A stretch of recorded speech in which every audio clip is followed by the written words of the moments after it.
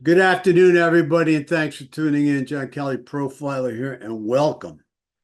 Welcome to another show on Bryan Kohberger. Today's show's called Was Bryan Kohberger a Peeping Tom? A lot of these guys are into voyeurism, so I'm a little concerned about that. If he is, guilty, he's innocent until proven guilty. He's only a suspect at this point in time. I want to, at this time as well, send our deepest condolences out to the family and friends of the victims. I mean, this is horrible. This is a horrible situation. So, our deepest condolences to all the family and friends of the murdered up in Moscow, Idaho. At this time, I'd like to talk about my book. I just want to thank everybody for purchasing my book. I really appreciate your purchases, your feedback, all your kind comments. Thank you so much. The Good, the Bad, and the Ugly of John Kelly, How I Kicked a Horrible Cocaine Habit, went on to become a counselor, psychotherapist, and finally a profiler. Thank you so much. I also want to give a shout out to Grizzly True Crime. Fantastic channel. Got Gisela K on there. She does an extremely comprehensive job on any case she is covering. So kudos to the Grizzlies and to Gisela K. Also, I want to bring out another channel that we have called Thrive. It's for addictive illness. Look at addictive illness is the worst serial killer. I mean, it's death's best friend. What do we got? 106,000 murdered, in 2021 by addictive illness. Okay. So we have a link up for you if you want to go get some education. All you'll see are vids. You won't be seeing much more than that. I'll be going through some education, some vids over there. And for any of the families that are being plagued by any kind of addictive illness right now. Thank you. Also, Kohberger is accused of stalking the King Road home at least 12 times before the murders and returning to the scene one more time hours later. That's a Fox article. It's a great article. We'll put a link up for you. It's been written by Michael Ruiz. Michael is a great writer. Works for Fox Digital. Very good writer. Okay. Over the years, I found a lot of fantasy-driven killers are peeping toms and like to look. I mean, let's face it, you have to see it to covet it, right? They like to look. They like to look, the victims. We saw this big time in, the Golden State Killer, but also we know this goes on consistently with a lot of these fantasy sexual killers that are running around out there. They like to look through the windows, the victims' homes. And that's like a prelude to their stalking and their ritual, which is, eventually controlling and having sexual dominance over their victims and killing them. Again, Bryan Kohberger is totally innocent here until proven guilty. So I'm just bringing out what the alleged news is out there on the street. Allegations about him setting up cameras. We just got done talking about, peeping toms, and when we just got done talking about people who like to look before they covet and break in, so what we're looking at here is we're looking at allegations about him setting up cameras in a house that was broken into by somebody, a friend of his, a female friend of his, supposedly, who then he suggested to that she may want to secure the house, the apartment, whatever it was, with a security system made up of various cameras. He would be more than happy to install it. I think he did install it, but I'm not sure. Again, that's an allegation, and he had the passcode and everything from what I understand. So, take that as you may. Okay, this is again feedback that is out there, and it has been written up. There's no question about it. Some people classify him as an incel.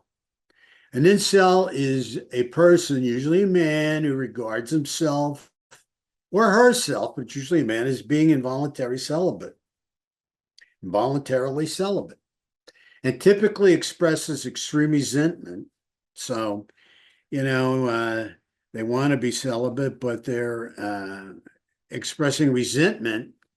And that resentment is usually directed toward those who are sexually active. In fact, they can be very hostile to other people who they know are able to have a relationship and who are sexually active.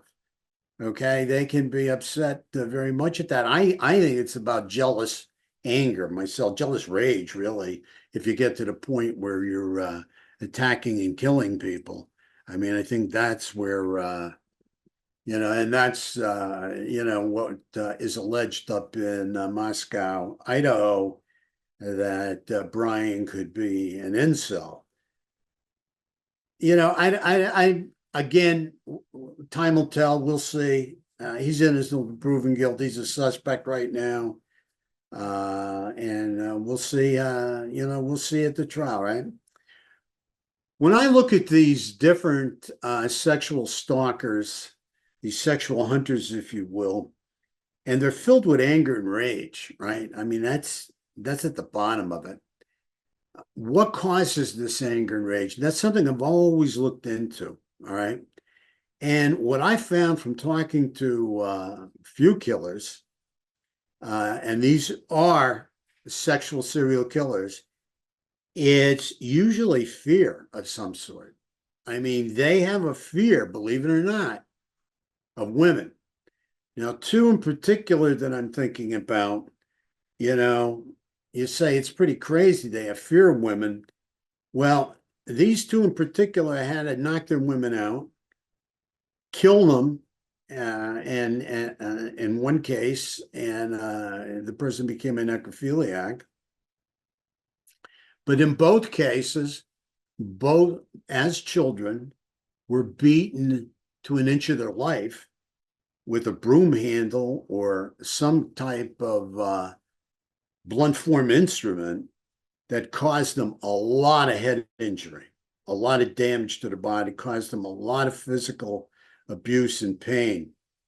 So this fear of women, you can see where it could have came from, is underneath this anger. So biologically, they're attracted to a woman and they want a woman, they want to, feel this this connection sexually, but they're afraid, so they have to dominate the woman.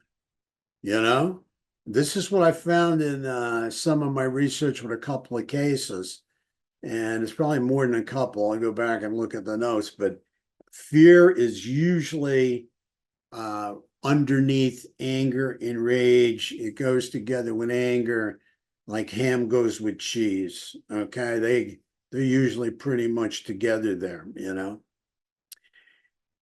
usually when you're dealing with a sexual fantasy killer that's on the hunt and after a victim, in essence, what they're doing is they're not only, sexually dominating that victim and then killing that victim, but what they're doing is they're stealing their lives, right? I mean, if you kill someone, you steal their life, correct?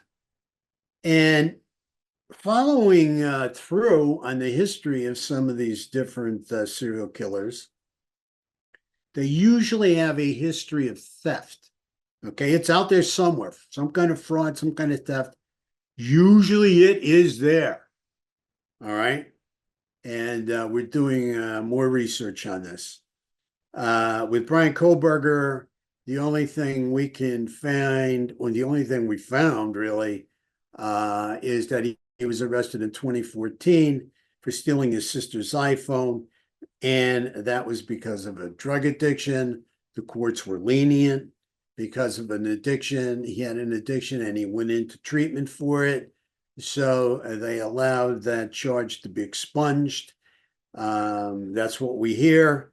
So no other theft since then. No other heroin use that we know of since then. And that's just where this has ended up. So also something else that we want to look at is what caused the killer.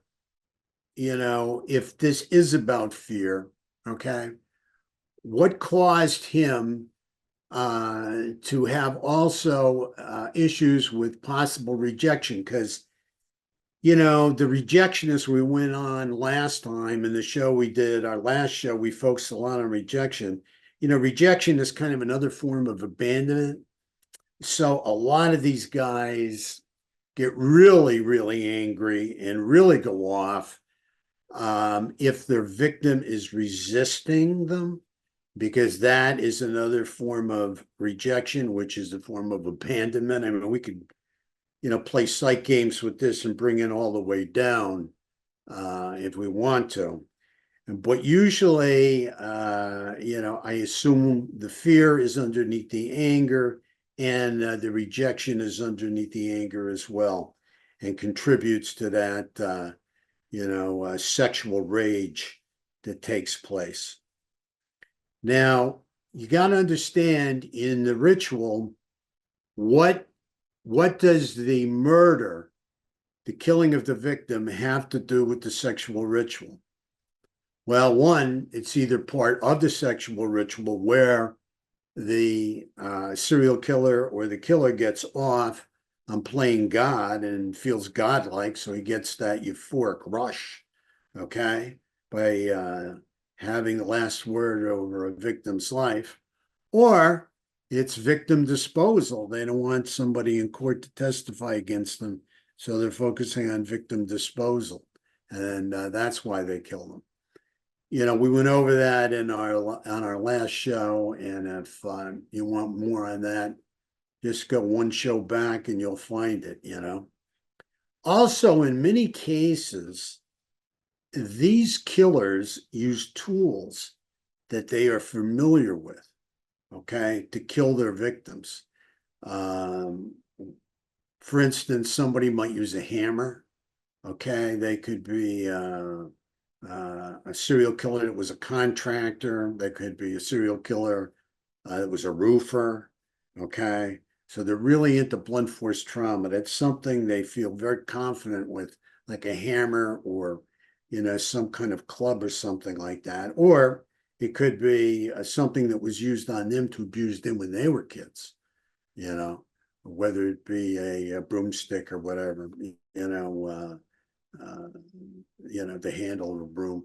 But anyway, I think it's worth mentioning that Bryan was a butcher at two different places, allegedly, but it's out there in print that he was a butcher at two different places he was working at, I guess when he was going to college or, whatever. But there's a couple different places there.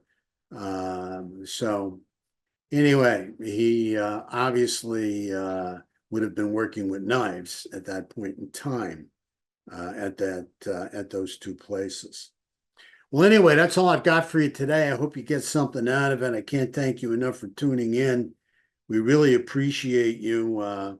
We appreciate your likes. If you like us, please give us a like. We love your comments. Please continue to comment and ask questions. We love your questions.